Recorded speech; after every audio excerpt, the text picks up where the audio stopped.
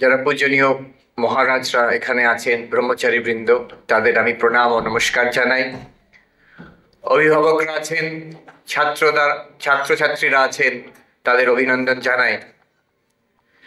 আজকে একটি বেশ ইন্টারেস্টিং সাবজেক্ট আমাকে বলা হয়েছে। সাবজেক্টটি হচ্ছে ক্যারিয়ার গঠন এবং সমাজ সেবার মধ্যে সমন্বয় সাধন।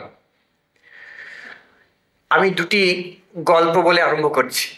গল্প মানে এগুলো গল্পের মতন গল্প নয়, সত্যি ঘটনা। একটি হচ্ছে দুজন ব্যক্তির ঘটনা। একটি ছেলে, সে আইআইটি পাস করা, আইআইএম থেকে এমবিএ করা ছেলে। এখন যারা এখানে ইয়াং ছাত্রছাত্রী আছে, অনেকের হয়তো স্বপ্ন আইআইটিতে পড়বো, আইআইএম এ পড়বো। তো সেই ওইরকম ছেলে একটি, সে এরকম আইআইএম জোকাতে পড়তো, পড়াশোনা শেষ হয়ে গেছে। তারপরে তো ভেরি ন্যাচারাল, বিরাট বড় মাল্টি ন্যাশনাল কোম্পানি চাকরি পাবে, সবই তো ঠিক আছে। সেই ছেলেটি স্বামীজির বই খুব পড়তো। আর একদিন সে জোকার বাইরে রাস্তায় দেখছে কয়েকটি রুগ্ন ছেলে মেয়ে রাস্তায় ঘুরে বেড়াচ্ছে, তাদের থাকার জায়গা নেই, বাবা মা নেই, রাস্তায় থাকে তারা। তো সে ঠিক করলো সেই তখনই যে এদের দেখাশোনা আমি করব, এদের দায়িত্ব আমি নেব। সেই ছেলেটি, যার এত ভবিষ্যৎ উজ্জ্বল, এমবিএ করা, ইঞ্জিনিয়ারিং পাশ করা, সে করলো কি, ওই কয়েকটি ছেলেকে নিয়ে একটি ফ্ল্যাট ভাড়া করলো, সেখানে তাদের রাখলো। তাদের থাকা, খাওয়া, পড়াশোনা সব কিছু দায়িত্ব। নিজে টিউশন করতো। তাকে আমি জিজ্ঞেস করলাম, তোমার চলতো কি করে? বলতো, আমি টিউশন করতাম। আইআইটি পাস করা, আইআইএম পাস করা, তো কত ছেলে মেয়ে তার কাছে পড়তে আসতো। তো সেই টাকাতে 3টি ছেলেকে মানুষ করা। সেইখান থেকে আজকে সেই ছেলেটি, তার নাম বলতেই পারি, বিনায়ক লোহানি। সে আমাদের এখানে ডায়মন্ড হারবারে তার একটি অর্গানাইজেশন আছে স্বামীজির নামে, পরিবার সংস্থান বলে। সে ওখানে এখন 500-র ওপরে ছেলে মেয়ে থাকে ওখানে, মোর দেন 500, জঙ্গলমহল থেকে, ইভেন কলকাতার রাস্তার থেকে, যেখান থেকে যে অসহায় শিশু, তাদের নিয়ে একটি করেছে সংস্থা।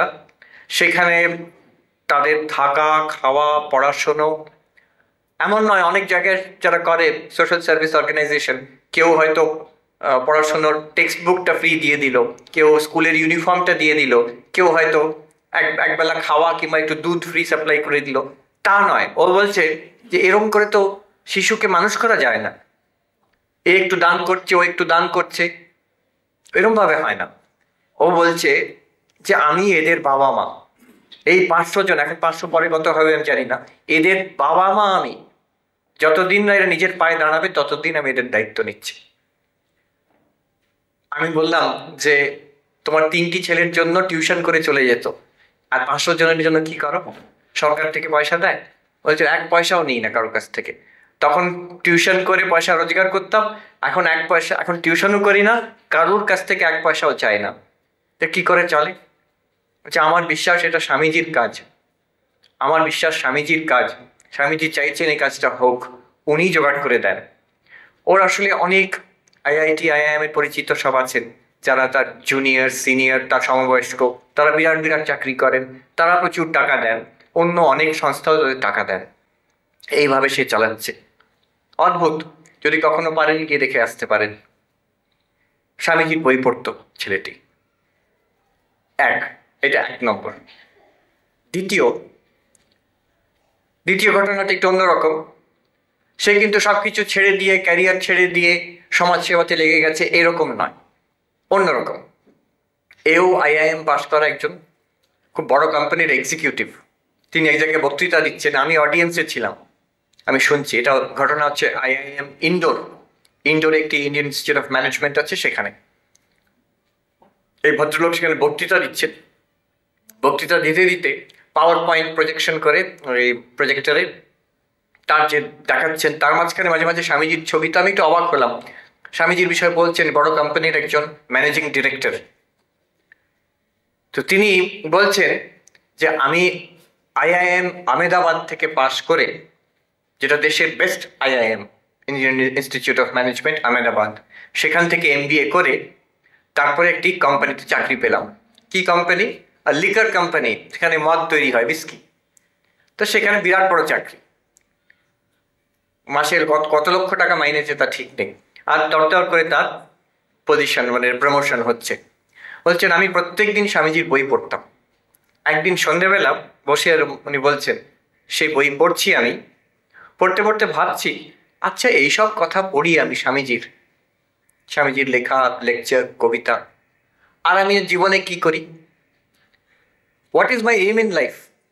আমার জীবনের পারপাসটা কি? আমি সারাদিন যে পরিশ্রম করছি একটা কোম্পানিতে, কত লোককে কত মদ খাওয়াতে পারবো, এটাই তো উদ্দেশ্য আমার। এই কোম্পানির উদ্দেশ্য আর কি হতে পারে? To make the maximum number of people drunk for the maximum amount of time. এটাই তো আমার জীবনের উদ্দেশ্য। তখন উনি বলছেন দুটো একসঙ্গে চলতে পারে না, হয় এই বইটাকে আমাকে ছেড়ে দিতে হবে, তাহলে এই চাকরিটা আমাকে ছেড়ে দিতে হবে। অথচ উনি বলছেন যে আমার কিন্তু এরকম কোনো ইচ্ছে ছিল না যে আমি সাধু সন্ন্যাসী হব কিংবা সমাজ সেবা করব, ওটাও আমার ইচ্ছে নয়। তো কি করব? উনি তারপরে করলেন কি, ওই চাকরিটি ছেড়ে দিয়ে আরেকটি চাকরি করলেন, একটি কোম্পানি যেখানে মেডিকেল প্রোডাক্টস তৈরি হয়, Johnson and Johnson medical products ডিপার্টমেন্টে। সেখানে চট করে চাকরি পেয়ে গেলেন। সবাই অবাক হয়ে গেছে, এত সাকসেসফুল, এত বড় চাকরি করছো, তুমি ছেড়ে দেবে? ওই জন্য আমি এভাবে বেঁচে থাকতে পারবো না। তো একটা এমন জায়গায় চাকরি করলেন যেখানে প্রফিট মেকিং কোম্পানি, সেটাও মাল্টি ন্যাশনাল, কিন্তু তাতে অন্তত যা তৈরি হচ্ছে সেটা মানুষের ক্ষতি করে না, মানুষের কোনো কাজে লাগে। এবং তিনি বলছেন যে আমার পলিসি হচ্ছে যে আমি স্বামীজিকে স্পিরিচুয়াল জায়েন্ট হিসেবে কিংবা একজন পেট্রিয়ট মঙ্ক কিংবা একজন সমাজসেবী ওই হিসেবে দেখছি না। উনি হচ্ছেন আমার রিসোর্স। আমার জীবনে যা সমস্যা হয়, কোম্পানির সমস্যা, অফিসের সমস্যা, বাড়ির সমস্যা, আমার পার্সোনাল সমস্যা যা হয়, ওই ভদ্রলোক বলছেন আমি সবসময় স্বামীজির বই পড়ি, বই পড়ে সেইখান থেকে প্রত্যেকবার সমাধান পেয়েছি। কি করণীয়, কি অকরণীয়, কিভাবে জিনিসটাকে দেখবো, বুঝবো, সবকিছু সেইখান থেকে পেয়েছি আমি। বৈদ্যেশ বলে তামিল ভদ্রলোক। আমি দেখলাম যে দেখুন তিনি স্বামীজিকে নিজের ভাবে বুঝেছেন, স্বামীজির বই পড়ছেন, তার থেকে নিজের জীবনের সমস্যা মেটাচ্ছেন, নিজের জীবন পাল্টে গেল। দুরকম, দুজনেই সন্ন্যাসী নন, দুজনেই যে সবকিছু ছেড়ে দিয়ে ব্রহ্মচারী হয়ে বেলুড় মঠে পৌঁছে গেছেন তা নয়, কিন্তু তাদের নিজেদের জীবন পূর্ণরূপে পাল্টে দিয়েছেন স্বামীজির বই পড়ে পড়ে। আর যা জীবন ছিল তার থেকে অনেক বেশি উন্নত জীবন দুজনেই পেয়েছেন। এইটা বোঝার জন্য আমরা একটু গভীর দর্শনের মধ্যে যাব। স্বামীজির দর্শন কি ছিল, স্বামীজির যে ফিলসফি, সেটা বোঝার জন্য স্বামীজিকে একবার জিজ্ঞেস করা হয়েছিল যে তার দর্শনের বিষয়, তিনি তার নিজস্ব দর্শন কি। স্বামীজিকে একজন রিপোর্টার জিজ্ঞেস করেছিলেন যে স্বামীজি এটা কি সত্য যে শঙ্করাচার্য বলেছিলেন এক ব্রহ্ম আছে, ব্রহ্মই সত্য, জগৎ মিথ্যা, মানে ভগবানই সত্য আর জগৎ মিথ্যা, একই সত্য, বহুটা মিথ্যা। আর তার আগে ভগবান বুদ্ধ নাকি বলেছিলেন কোনো এক ব্রহ্ম বলে কিছু নেই, এই বহুর একটি ক্ষণিক বিজ্ঞান চলছে, মানে জগৎটি এক ক্ষণ থেকে আরেক ক্ষণ নশ্বর, এইভাবেই চলছে, একটা বহুর স্রোত চলছে। ভগবান বুদ্ধ বলছেন যে এক বলে কোনো বস্তু নেই, এই বহুর স্রোত চলছে, জন্ম মৃত্যু চক্র চলছে একটি। আর শঙ্করাচার্য বলছেন যে এইসব মিথ্যা, এর পেছনে একটি সত্য, এক সত্য আছে। The one alone is real, the many are false. And Buddha had preached that this world is a flux of the many. One বলে কিছু নেই। এটা কি সত্য? স্বামীজি বলছেন yes. And what Ramakrishna Paramahansa and I have done is to show that the one and the many are the same reality seen at different levels of spiritual realization.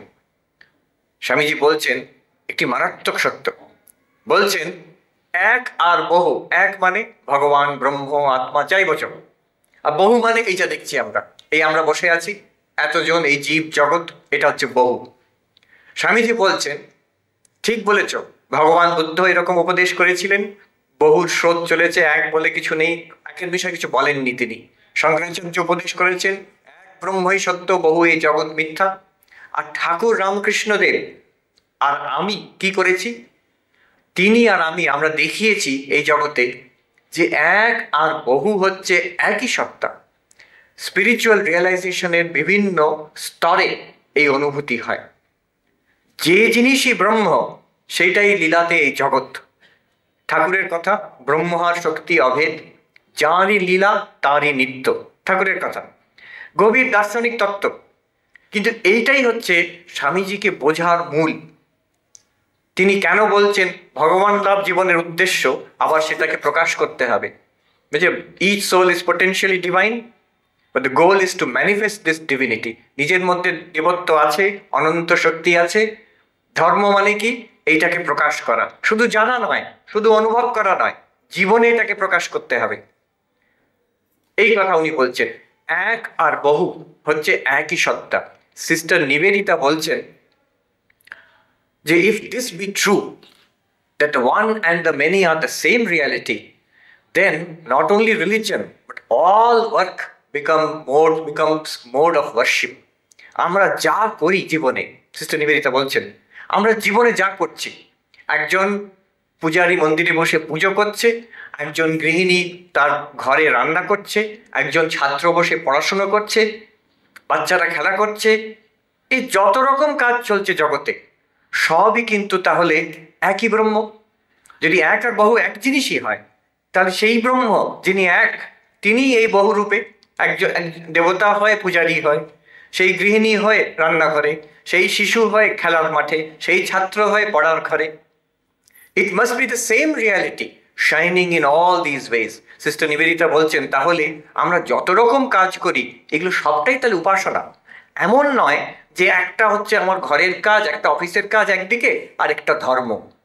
যে আমি ঘরে পড়াশোনা করছি কি স্কুলে পড়াই, এটা হচ্ছে আমার কাজ, আমার দৈনন্দিন জীবন, আর উদ্বোধনে গেলে সেটা হচ্ছে ধর্ম করছি আমি। এইরকম তফাৎ নয়। ইট is the one and the same reality. এই জন্য স্বামীজি বলছেন এক জায়গায় যে the one who thinks that I will go to a Himalayan cave and sit and meditate and die there, he has missed the way. যে ধর্ম আমি ভগবান লাভ করব বলে পালিয়ে গিয়ে হিমালয়ের একটি গুফাতে মধ্যে বসে ধ্যান করে মরে যাব, জগৎটা মিথ্যা বলে ত্যাগ করে দিলাম, সে ভুল দিকে চলে গেছে। সে লক্ষ্যকে ধরতে পারেনি, ঠিক জায়গাটাকে বুঝতে পারেনি সে। And if he plunges headlong into the enjoyments of the world, he too has missed the way. সে যদি আবার জগতের বিলাসিতার মধ্যে লাভ দিয়ে আমি জগৎকে ভোগ করব, যতদিন বেঁচে আছি ফুর্তি করব, তারপরে মরে গেলে কি হবে আমি জানি না, ভগবান আছেন, ব্রহ্ম আছেন, আত্মা আছে, এসব জানি না, বুঝি না, বিশ্বাস করি না, জগৎকে আমি ফুর্তি করে I want to enjoy, এটা যে ভাবছে, স্বামীজি বলছেন he too has missed the way. He too has missed the way. সেও লক্ষ্যভ্রষ্ট হয়েছে। তাহলে কোনটা, হোয়াট ইজ দ্য ওয়ে? তাহলে উপায় কি? উপায় কি? স্বামীজি বলছেন the way is to defy the world. এই যে জগতের আমার অনুভূতি হচ্ছে, আমি যেখানে আছি, যে অবস্থাতে আছি, সেইখানেই ভগবানকে দেখা, আত্মা ব্রহ্মকে দেখা, অনুভব করা। কেন? আবার সেই এক তত্ত্ব, one and the many are the same reality. যারই নিত্য তারই লীলা, যিনি ব্রহ্ম তিনি এই জগৎ রূপে বহুরূপে প্রতিভাত হচ্ছে। কাজেই আমি যদি ভগবানকে পেতে চাই, এটাকে ছেড়ে কোথায় পাবো? আর একটু সরল করে বলি, সোনার গয়না আছে, সোনার গয়না আছে, আংটি আছে, একটি হাতে পরার জন্য বালা আছে, গলায় পরার জন্য হার আছে। আংটি, বালা আর হার সোনার তৈরি। এখন কেউ যদি এসে বলে যে এগুলো মিথ্যা, আসল জিনিসটা হচ্ছে সোনা, সোনাটাই তত্ত্ব, এই গয়নাগুলো মিথ্যা, তাহলে একজন কেউ খুঁজতে বেরোলো, তার এই আংটিটা মিথ্যা, হারটা মিথ্যা, এই বালাটা মিথ্যা, সোনাটা খুঁজি, এগুলোকে ফেলে দিই, সে সোনা খুঁজে পাবে? সোনা খুঁজে পাবে? বলছে এই চেয়ারটা নয়, টেবিলটা নয়, কাঠটাই সত্য, এই লেকটার্নটা নয়, কাঠটাই হচ্ছে সত্য। তাহলে টেবিলটাকে ফেলে দিই, চেয়ারটাকে ফেলে দিই, ওটাকেও ফেলে দিই, এবার কাঠটা কোথায় খুঁজে বেড়াই? খুঁজে পাবে? পাবে না। তার কারণ হচ্ছে যে জিনিসটাই সোনা সেটাই গয়না, সোনাটাই গয়না হয়েছে, সোনাটাই বালা হয়েছে, হার হয়েছে, আংটি হয়েছে। যে জিনিসটা কাঠ, যাকে আমি কাঠ বলছি, সেটাই ওখানে লেকটার্নটা হয়েছে, এখানে টেবিল হয়েছে, এখানে চেয়ার হয়েছে। একই জিনিস এই এত রূপে দেখা দিচ্ছে, আমি এর নাম আলাদা, ওখানে লেকটার্ন, এর নাম আলাদা, টেবিল। ওটার শেপ, তার ফাংশন, ব্যবহার আলাদা, এটার ব্যবহার আলাদা, এটারও ব্যবহার আলাদা। আমাদের তাহলে করতে কি হবে? এই যে এখন অনুভব হচ্ছে, যেটাকে আমি মানুষ বলে জানলাম, যেটাকে পশু বললে জানলাম, যেটাকে দেবতা বললে জানলাম, যেটাকে ইতর প্রাণী বলে জানলাম, যেটাকে নন লিভিং জড় বললে জানলাম, আর এক ভাবছি কোথায় ভগবান আছেন চৈতন্য। স্বামীজি বলছেন সেই চৈতন্যই, ঠাকুর বলছেন সেই ব্রহ্ম, সেই চৈতন্য, সেই মা কালী তো সব রূপে তোমার সামনে আছে, তোমার সামনেই আছেন। যেমন আংটি সোনার ছাড়া নয়, হারটা সোনার ছাড়া নয়, বালাটাও সোনার ছাড়া নয়, তেমন এই মানুষগুলো ভগবান ছাড়া নয়। ভগবান এদের মধ্যেই আছেন, তিনিই এই সব রূপে। দেবতারাও সেই ভগবান, ইতর প্রাণীরাও সেই ভগবান, এমনকি এই জড় বস্তুও সেই ভগবান। রূপ আলাদা, নাম আলাদা, তাদের ব্যবহার আলাদা। কেউ খুব ভালো ব্যবহার করে, কেউ মন্দ ব্যবহার করে, কেউ খুব বুদ্ধিমান, কেউ মূর্খ, কেউ ধনী, কেউ দরিদ্র, কেউ সাধু, কেউ হয়তো ডাকাত, কিন্তু এক চৈতন্য সর্বব্যাপী। এইটাকে চিনতে হবে। তাহলে এই বহুর মধ্যে এককে চিনে, সেই একের সেবা বহুর মধ্যে দিয়ে। আমি আবার বলছি, এই যে বহু, এই বহুটাকে আমরা বহু বলে দেখছি, একের সন্ধান নেই আমাদের। সেই চৈতন্য, ভগবান, নারায়ণ, বিষ্ণু যাই বলি, সেটা আমরা বুঝতে পারছি না। আমরা বহুটাকে দেখছি, এতজন মানুষ, কেউ বন্ধু, কেউ রিলেটিভ, কেউ ভালো, কেউ মন্দ মনে হচ্ছে, কেউ আমার শত্রু, কেউ মিত্র, আর আমি একরকম তাদের মধ্যে, এরা সবাই আমার থেকে আলাদা। এই যে দেখছি, এর মধ্যে একটি একত্ব আছে, সেই একত্বটাকে খুঁজে পেতে হবে। তারপরে সেই একত্বরই পূজা কিংবা সেবা বহুদের মাধ্যমে, বহুকে ছেড়ে নয়। ঠাকুর মজা করে বলতেন, খুব সুন্দরভাবে বলতেন, বলতেন চিনিতে বালিতে মিশে আছে, চিনিতে বালিতে মিশে আছে, পিঁপড়ে আলাদা করতে পারে। চিনিতে বালিতে মিশে আছে, পিঁপড়ে আলাদা করতে পারে। দুধে জলে মিশে আছে, হাঁস আলাদা করতে পারে। আবার মজা করে বলতেন, গোলমালে মাল আছে, গোলটি বাদ দিয়ে মালটি লও। তার মানে কি, কি মিশে আছে? এইখানেই আত্মা অনাত্মা মিশে আছে, যে চৈতন্য আর জড় মিশে আছে এইখানেই। আমি নাম রূপটাকে বাদ দিয়ে এর মধ্যে যে চৈতন্য আছে তাকে চিনতে হবে। তাকে চিনে তাঁরই সেবা, এই যে শিবজ্ঞানে জীব সেবা ঠাকুর বলে গেছেন, স্বামীজি ঠিক ঠিক বুঝেছেন, বুঝতে পারছেন যে এই যে জীব দেখছি, তার মধ্যে যে শিব আছেন, এটা একটা ইটস আ ফ্যাক্ট। একে ছেড়ে দিয়ে আমি শিব খুঁজতে গেলে সহজে পাওয়া যাবে না। এটা তো দার্শনিক তত্ত্ব। আমার মনে পড়ে শঙ্করাচার্যের বিখ্যাত একটি স্তোত্র আছে, দক্ষিণামূর্তি স্তোত্র। তাতে তিনি বলছেন, বিশ্বম দর্পণ দৃশ্যমান নগরী তুল্যম নিজান্তর্গতম। বলছেন বিশ্ব ব্রহ্মাণ্ড কেমন? একটা আয়না। আয়নাতে যদি একটা শহর দেখা যায়, আমি নিজে দেখেছি ছোটবেলায়, ওই গাড়ি করে যাওয়ার সময় একটি শহরে ঢোকা হবে রাত্রিবেলা, শহরের সব আলোটুকু একটি গাড়ির আয়নার মধ্যে দেখা যাচ্ছে। তাহলে সমস্ত শহরটা ওই ওই আয়নার মধ্যে দেখা যাচ্ছে। ঠিক তেমনই বাইরে জগৎ নেই, বাইরে এই এতজন নেই, বাইরে এই শরীর মনও নেই, এক চৈতন্য দর্পণ আছে, তার মধ্যে সব প্রতিভাত হচ্ছে। এই যে আমরা দেখছি, এত এত অনুভব হচ্ছে, এই সব কিছু আমাদের চৈতন্যের মধ্যে। এটা বিশ্বম দর্পণ দৃশ্যমান নগরী তুল্যম নিজান্তর্গতম। আয়না বললেই সবাই বলবে আচ্ছা আয়নার বাইরে তো একটা জায়গা জিনিস আছে, সেটাই প্রতিবিম্ব হচ্ছে। তা নয়, এখানে সবটাই ভেতরে। তখনকার দিনে হয়তো টিভি টিভি কিছু ছিল না বোধহয়, তাহলে শঙ্করাচার্য হয়তো টিভির উদাহরণ দিতেন। টিভির মধ্যেই সবকিছু যেমন দেখা যাচ্ছে, ঠিক তেমনই চৈতন্যের মধ্যে এই সব কিছু দেখা যাচ্ছে। আর সেই চৈতন্যটা কে? সেটা তুমি নিজেই, তোমার আসল স্বরূপ। তুমি যে ভাবছো আমি একটা শরীর, একটি মন, আমি বালক কিংবা বৃদ্ধ, আমি পুরুষ কিংবা নারী, কে আমি, আমার এই সুখ দুঃখ, আমার জীবনের আশা, এই এই যে ভাবছো, এটা একটি কল্পনা মাত্র। তোমার আসল স্বরূপ হচ্ছে সেই চৈতন্য। এইটি হচ্ছে this is the core idea. এইখান থেকে সব সব স্বামীজির যে যত বাণী, সব দর্শন, সবকিছুর বিস্তার। ক্যারিয়ার গঠন করতে গেলে, সমাজ সেবা করতে গেলেও নিজেকে তৈরি করতে হবে। নিজেকে তৈরি না করলে নিজের ক্যারিয়ারও হবে না, কারোর সেবাও করা যাবে না। প্রথম কথা, তাই স্বামীজি বলছেন, এবার এই কথাগুলো বোঝা যাবে, স্বামীজি বলছেন প্রথম কথা, হ্যাভ ফেথ ইন ইয়োরসেলফ, নিজের ওপরে বিশ্বাস রাখবে। এখন আমরা বুঝতে পারছি নিজের ওপরে বিশ্বাস রাখা মানে কি। নিজে মানে এই শরীর মন নয় শুধু, এর পেছনে যে অনন্ত সত্তা আছে, চৈতন্য আছে, ওই যে এক যিনি বহুরূপে আছেন, তার উপরে বিশ্বাস রাখা।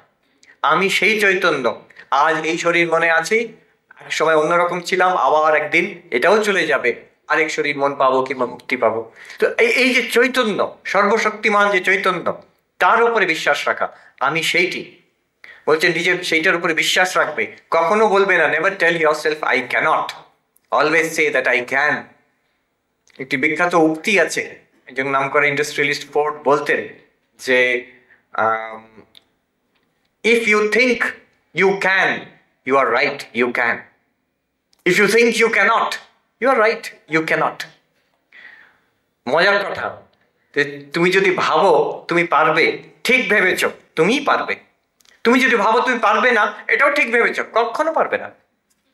সো এই হচ্ছে যে আমি অনেক সময় স্টুডেন্টদের বলি যে একটা বড় গাড়ি, স্করপিও কিংবা কেমন গাড়ি, সে যদি ড্রাইভার অ্যাক্সিলারেটর টিপে রাখে, তার সঙ্গে ব্রেকটাও টিপে রাখে, ব্রেকটার উপরে পা দিয়ে রাখে, গাড়িটা কি হবে, ইঞ্জিনটা গরম হবে, গর্জন করবে, কাঁপবে, কিন্তু এগোবে না।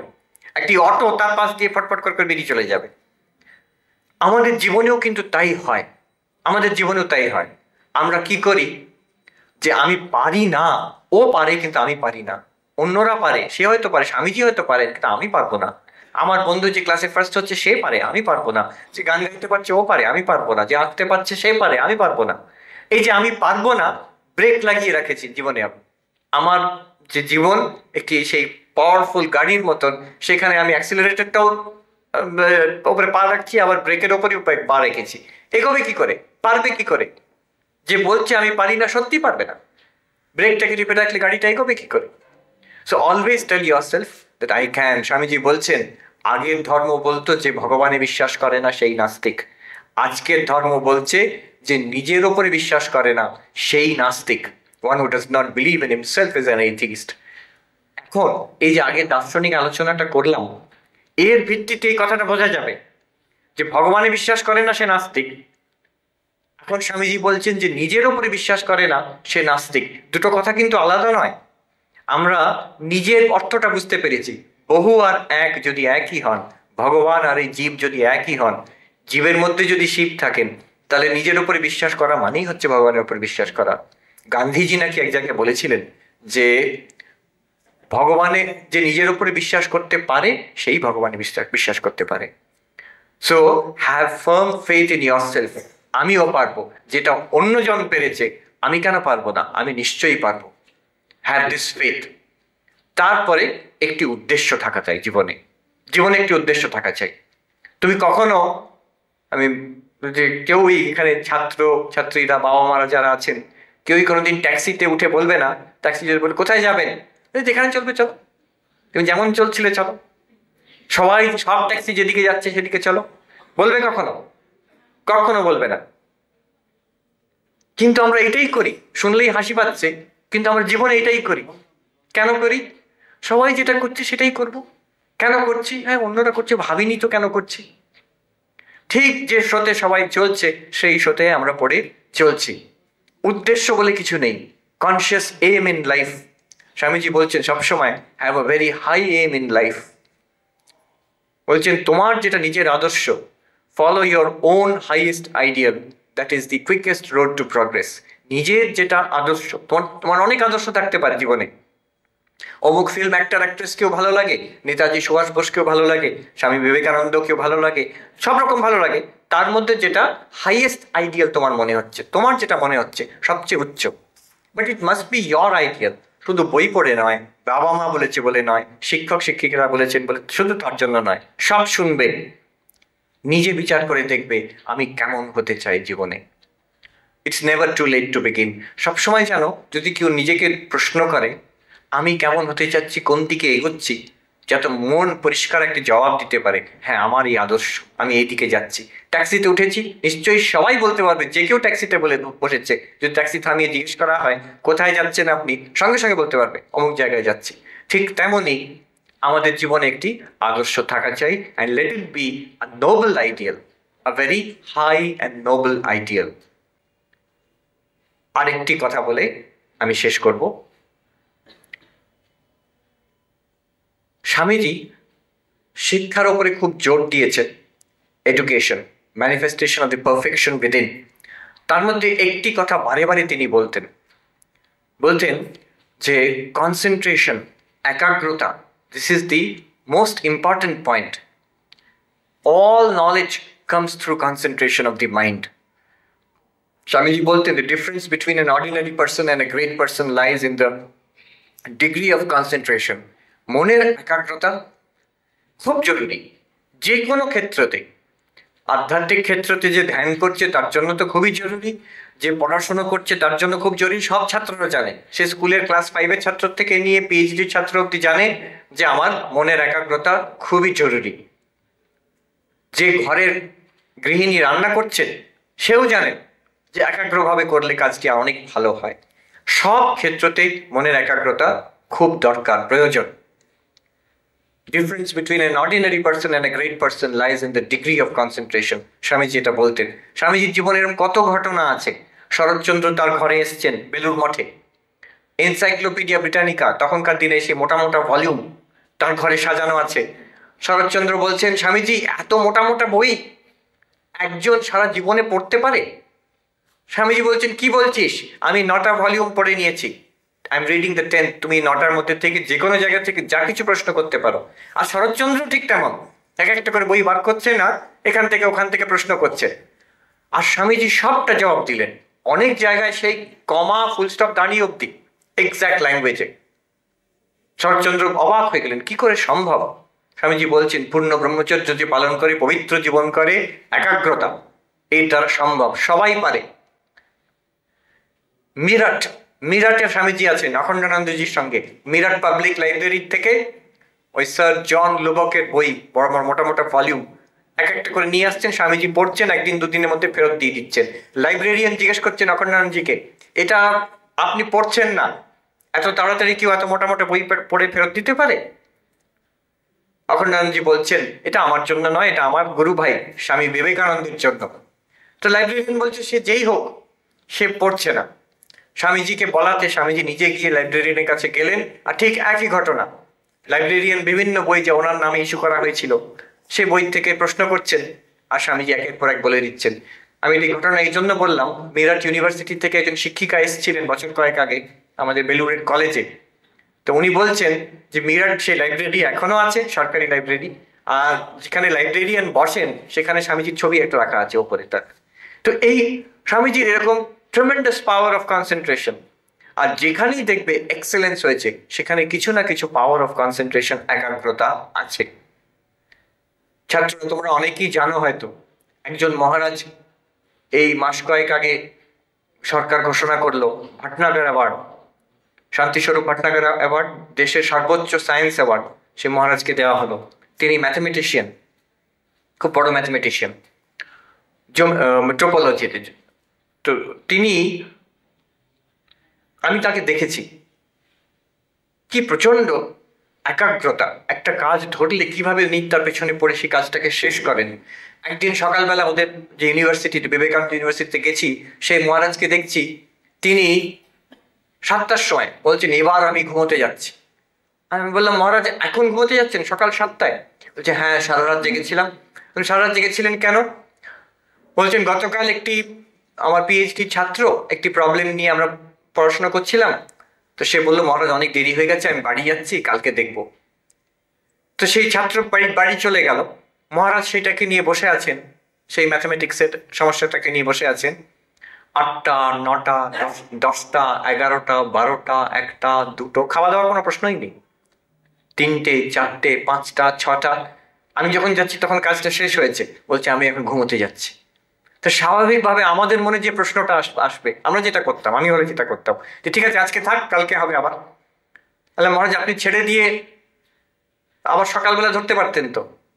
তখন অবাক হয়ে আমার দিকে তাকিয়েছেন, বলছেন যে আই কান্ট স্লিপ, আমি তো ঘুমোতে পারবো না। কাজটাকে যেটাকে নিয়েছি সেটাকে শেষ না করলে আমি তো ঘুমোতে পারবো না। এই হচ্ছে একাগ্রতা। This is concentration. তিনি আজকে ওই ওনার ওই কাজের জন্য ভাটনাগর অ্যাওয়ার্ড দেওয়া হয়েছে, সরকার একটা স্বীকৃতি দিয়েছে। এরকম একাধিক লোককে আমি দেখেছি বিভিন্ন কাজে, শুধু পড়াশোনা নয়, তাদের যে অফিসের কাজে হোক, তার বাগানের কাজে হোক। আমি একজন মহারাজকে দেখেছি, বৃদ্ধ মহারাজ, এখন মনে পড়ছে বলতে বলতে, দেওঘর রামকৃষ্ণ মিশনে, তার শরীর চলে গেছে, বৃদ্ধ ছিলেন তখন, বিদ্যাধর মহারাজ। তিনি বয়স হয়ে গেছে তখন, প্রায় 65 উপরে বয়স। তো উনি করতেন কি, একটু যাতে আশ্রমের কাজ করতে পারি বলে, তাই জন্য ওই গাছের যেগুলো পাতা বড় বড় হয়েছে সেগুলো ছেঁটে দিতেন। তো একদিন সেই গাছের পাতা ছাড়ছেন ওই কাটার দিয়ে, সেই খেলার মাঠ, বিশাল খেলার মাঠ, সেখানে ফুটবল ম্যাচ হবে ছেলেদের, ক্লাস 9-10 বোধ হয়। তো সেই বড় ফুটবল ম্যাচে প্রচুর ছেলেরা এসছে, সব ছাত্ররা বসেছে, টিচাররা, স্টাফরা জড়ো হয়েছে, আমিও ছিলাম, আমিও দেখছি। খেলা আরম্ভ হলো, আমি দেখছি মহারাজ এক মনে সেই গাছের পাতা কেটে যাচ্ছেন, একবার ওদিকে তাকাচ্ছেন না, তিনি করে যাচ্ছেন। ম্যাচ হলো, কত হই হই, কত হাততালি, গোল হচ্ছে, চিৎকার চেঁচামেচি বাচ্চাদের। মহারাজ সেই এক মনে কাজ করে যাচ্ছেন, একবারও ঘুরে তাকাচ্ছেন না। কিছুক্ষণ পরে খেলা শেষ হয়ে গেল, বাচ্চারা সবাই বল টল গুটিয়ে নিয়ে টিফিন করতে চলে গেল। তারপরে আমি ওদিকে তাকাচ্ছি, আমি দেখছি সেই মহারাজ, তখনও খেলার মাঠ ফাঁকা হয়ে গেছে, শূন্য, আর কেউ নেই, সন্ধ্যা হয়ে আসছে, উনি এক মনে সেই গাছের পাতা কেটে যাচ্ছে, যা বাগানের কাজ করে যাচ্ছেন। একাগ্রতা, পাওয়ার অফ কনসেন্ট্রেশন। এখন ছাত্ররা জিজ্ঞেস করবে কি করে হয়। কালকে একজন জিজ্ঞেস করছিল কি ধ্যান করলে হয়, যে ছেলেটি বড় ছটপটে তাকে ধ্যান করালে হয় কনসেন্ট্রেশন। ধ্যান করলে তো খুবই ভালো, কিন্তু যে খুব ছটপটে, পড়াশোনায় 5 মিনিট বসতে পারে না, সে কি ধ্যান করতে বসবে? দেয়ার ইজ আ ওয়ে, একটি মেথড আছে কনসেন্ট্রেশন বাড়াবার জন্য, সেটি বলে আমি শেষ করছি। ওয়ে অফ ইনক্রিজিং কনসেন্ট্রেশন হচ্ছে, the secret is this, to do whatever you are doing with the fullest possible attention. যে কাজই তুমি করছো, তুমি পড়াশোনা করছো, বন্ধুর সঙ্গে গল্প করছো, যাই করছো, do it with the fullest possible attention. এখানে বসে আছো, do it with the fullest possible attention. কেন? অনেক সময় প্রশ্ন ওঠে যে আমি ধ্যান করার সময় অ্যাটেনশন দেবো, কনসেন্ট্রেশন করব, পড়াশোনার সময় কনসেন্ট্রেশন করব, গল্প করছি, এমনি বসে আছি, বেড়াচ্ছি, তখন কনসেন্ট্রেশন দরকার কেন? তার জবাব স্বামীজি নিজে বলছেন, remember it is the same mind. তোমার কটা মন আছে? একটাই মন আছে, তোমার মন দুটো নেই। You have got only one mind, it is the same mind. যে মন দিয়ে তুমি আজকে সেটাকে, মনটাকে ছড়িয়ে রাখছো, সেই মন দিয়ে একদিন তুমি পড়াশোনা করতে চাইবে। সো আমাদের একজন মহারাজ বলতেন ছাত্রদের, আচ্ছা তোমার বাবা যেটা দিয়ে, যে ব্লেড দিয়ে দাড়ি কামান, সেই ব্লেড দিয়ে তুমি যদি পেন্সিল কাটো, তাহলে তোমার বাবা সেই ব্লেডটা ব্যবহার করতে পারবেন? বলছে না, পারবেন না। কেন? তো ব্লেডের সেই ধারটা নেই, ধারটা মোটা হয়ে যাবে। ঠিক তেমনই আমার মন তো একটাই, সেই মনটাকে যদি আমি সারাদিন ছেড়ে দিই, যা ইচ্ছে তাই করো, ভোরে সকালে দেরি করে উঠলাম, তারপরে টিভি দেখলাম, তারপরে মোবাইলে বন্ধুর সঙ্গে গল্প করলাম, তারপরে একটু বেড়াতে গেলাম, তারপরে একটু কোনো রকমে স্কুলে কিংবা কলেজে গিয়ে সেখানেও আড্ডা দিলাম, মাঝে মাঝে মন দিচ্ছি না পড়াশোনায় কি হচ্ছে, এইভাবে করতে করতে সারাটা দিন কাটলো। করে ভাবছি রাত 10টার সময় এবার একটু পড়ে নিই, কালকে পরীক্ষা আছে। যেই পড়তে বসবে, ফিজিক্সের বই খুলে বসবে, তখন সঙ্গে সঙ্গে ঘুম পাবে, হাইট উঠবে। কেন? মন বলছে যে সারাদিন আমি হেসে খেলে বেরিয়েছি, যা ইচ্ছে তাই করেছি, এখন এই বোরিং বইটা পড়বো? কখনোই পড়বো না, পরীক্ষা থাক আর যাই থাক। মনের অভ্যাস হয়ে গেছে নিজের মতন ঘুরে বেড়ানো। কাজেই এখানে দ্য ওয়ে ইজ, যে কাজটাই করবে, যেটা জরুরি কাজকে কেন করবে না, বন্ধুর সঙ্গে গল্প করার তাও কেন করবে না, টিভি দেখা তাও কেন করবে না, but make it a habit to give tremendous concentration.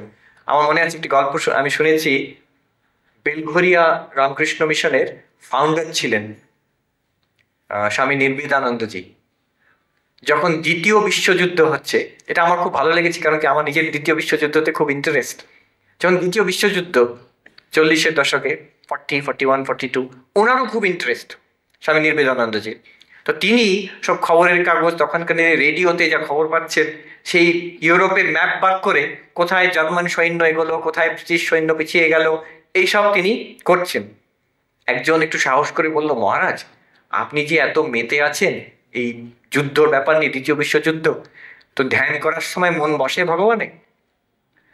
তখন মহারাজ অবাক হয়ে তাকিয়ে আছেন, বলছেন কেন? আমি তো এই যখন এটা করছি, দ্বিতীয় বিশ্বযুদ্ধের খবর নিয়ে আলোচনা করছি, ধ্যানের কথা ভাবি না। ধ্যান যখন করি তখন দ্বিতীয় বিশ্বযুদ্ধের কথা ভাবি না। আমাদের এটাই মুশকিল হয়ে যায় যে আমরা এই মনটাকে কম্পার্টমেন্টালাইজ করতে পারি না।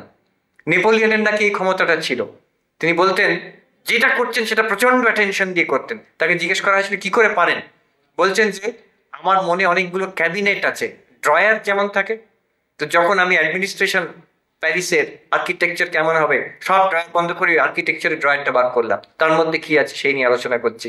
যখন চিঠি লিখতে হবে বার করে করেসপন্ডেন্স ড্রয়ারটা খুলে বার করলাম, বাকি সব ড্রয়ার বন্ধ আছে, কোনো চিন্তা আসে না অন্য জায়গার থেকে।